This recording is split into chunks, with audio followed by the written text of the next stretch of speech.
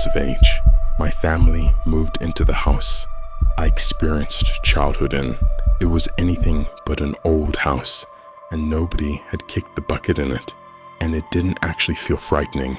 Simply a normal rural house in your normal southern rural areas. How the house was set up. When you came in the front entryway, there was a corridor with 2 rooms and a restroom to the right, the enormous lounge before you, with a half wall isolating it from the lounge area to the left, and the kitchen on the opposite side of the lounge area. Where the kitchen and the lounge met, there was another little passage, and the main room, a room that was utilized as an office and a restroom, and afterward a breakfast niche, prompting a clothing and utility region toward the finish of the kitchen. My room was to one side of the front entryway and down the passage past the restroom, with the other room on this lobby utilized for capacity. Generally, as I was my mom's lone youngster and my relative and sister didn't live with us and seldom dropped by. Whenever anything truly first occurred in the house, I was around 9 and had lost my last tooth, as yet being a youngster. Obviously, the tooth fairy was normal, so when I awakened around midnight and saw a figure remaining in my room, I expected it was the tooth pixie. It was bare and around 3 or 4 feet tall, about the size of a typical youngster, standing totally still in the center of my room. I recall my folks letting me know that assuming I was alert, the tooth pixie wouldn't leave me any cash, so I turned over and returned to rest.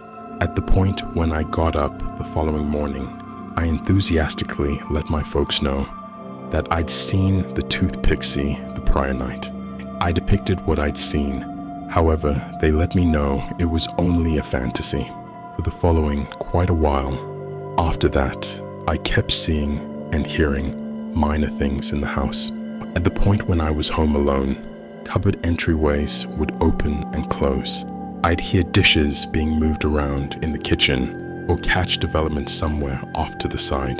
The most widely recognized was frequently around evening time. I'd awaken to see a young lady drifting over my bed. She was dressed like the Rosie the Driver character from the old banners from the 1940s, with the red and white bandana around her hair and a denim shirt.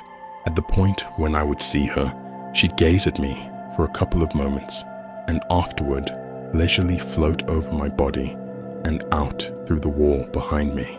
However, I was never terrified of her. At the point when I was around 12, my folks separated and it was simply me and my mom residing in the house.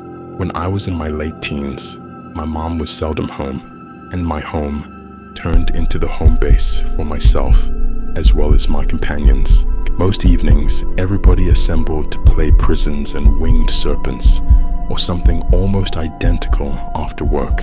One night, we were hanging out. However, I didn't have any desire to play, so I took out an Ouija board I'd picked at the nearby toy store half a month prior, needing to give it a shot. We sat in my space to play with the lights out and the entryway shut, and it went pretty ordinarily, nothing insane occurring generally.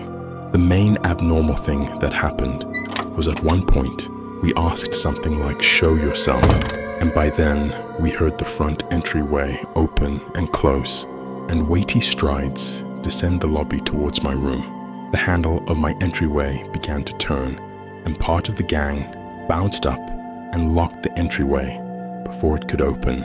We heard nothing else, no strides creating some distance from the entryway or anything, and after a short time, we turned on the light and made a way to check whether my mum had gotten back home. Startlingly, the house was unfilled and the front entryway locked.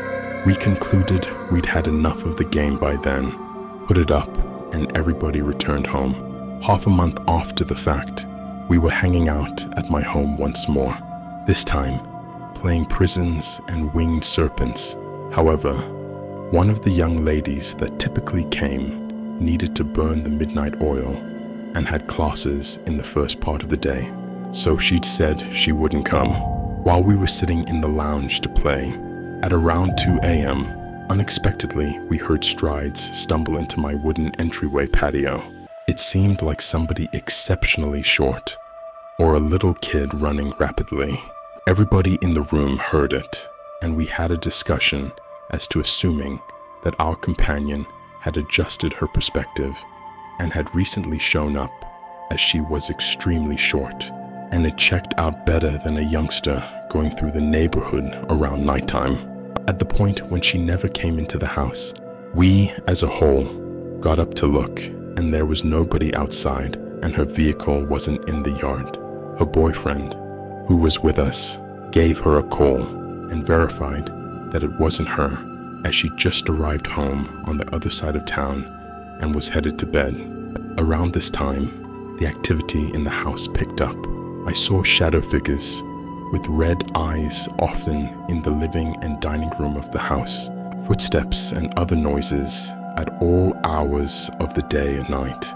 I started waking up in my room to see hooded figures standing near my window and door. It was around this time my half-brother, who I was close to, passed away. It was sudden, and I hadn't seen him in years, as he'd gotten into drugs, and my mother had decided to keep me away from him because she didn't want him to be a bad influence on me. After that, I'd often wake up hearing his voice saying my name in the middle of the night. On a whim one night, I sat down and typed out a letter to him on my computer that was in my bedroom, since I was home alone that night and was bored. Now this computer was hooked up to an old dot matrix printer, one of the really loud kinds that makes all kinds of racket when it's running. After I wrote the letter, I felt silly for it and deleted it without saving or printing it, and shut down the computer before I went to bed. Around 3 in the morning, I woke up and my bed was soaking wet. At first, I thought my puppy had peed on the bed because he was too small to get down, even though he was housebroken, and I'd taken him out just before bed. I got up to let him outside and change my bed sheets when I realized the wet was just water, and it was more than a tiny puppy could have made. On my way to take my blankets to the laundry room, I passed the bathroom in my hallway and noticed the light was on, even though I'd turned off all the lights before bed. There, sitting on the counter, was a pitcher from the kitchen with the inside still wet.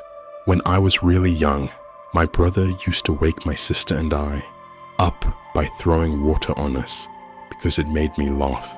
When I got back into my room and started making my bed, I noticed a piece of paper laying on top of my printer. It was the letter that I'd written to him and never saved or printed. The computer was still shut down and the printer was off, but it had been printed out, torn off the printer and laid on top of it, as if someone had read it. The normal things like this continued for a few years when I lived there off and on before turning dark, shortly before I moved out of the house for good. But the hooded figures appeared more often. I woke up one night with the feeling that I was being stared at, only to roll over and see what looked like a rotting corpse a few inches from my face. And one night woke up to a hooded man standing at the foot of my bed with my bedroom door open when it had been closed before. He held up his hand and a ball of blue light appeared in his palm, which he threw at my face. He and the ball disappeared just before it hit me, but the room was so cold that I could see my breath.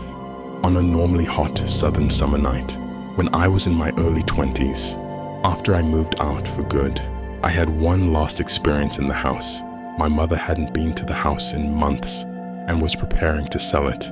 I'd told one of my cousins about the things that had happened there through the years, and he decided that one night, out of boredom, he and a friend of his would pick me up to go ghost hunting in the house. While it was empty, we each had a camera, and he had a voice recorder that we brought. We set the recorder in my old bedroom and spent an hour or two wandering around the house taking pictures.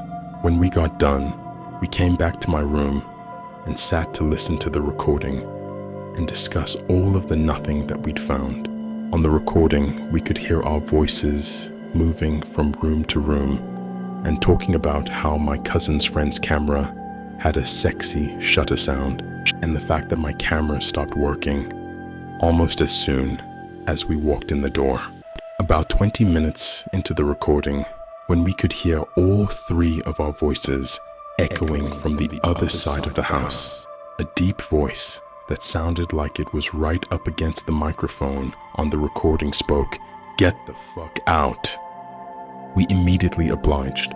I found out a few years later that my mom actually had several experiences in that house with waking up to find an older man in his 50s or 60s looking through her closet, or seeing him just wandering around the house. When she'd say anything or get his attention, he'd turn around and look at her and then vanish. She always thought she was just dreaming or something, but with everything I saw over the years at that house, I can't help but think it was something else.